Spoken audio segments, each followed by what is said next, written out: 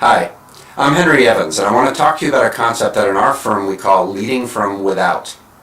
A couple of days ago I was working in Miami with a senior leader in a multi-billion-dollar client organization. These guys are leading their sector, and they exceeded all of their goals from last year. As a reward, their global office gave them much more aggressive targets to hit this year. He was explaining to me that his team, the same people who exceeded last year's targets, have come to him and said that they don't think they can hit the targets this year, and they asked him to explain to them how they could possibly achieve these targets. He came to me and said he doesn't know either, and he doesn't really see a way, and he wasn't sure what to go back to his team and say, so we kicked it around for a while.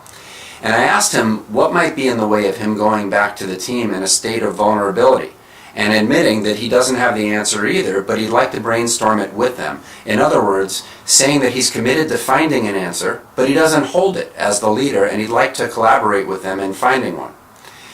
I was already armed with the information that he trusted this team. He felt like he had a team of really smart, aggressive people, and I hope that you do too. I hope you're working with people that you think can brainstorm well when facing a challenge.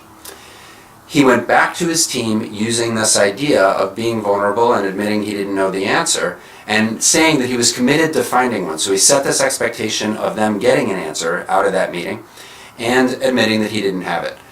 In short, that's exactly what they did. They switched from focusing on the problem to trying to find a solution. And this was all catalyzed by him going to them in a state of transparency, not arrogance.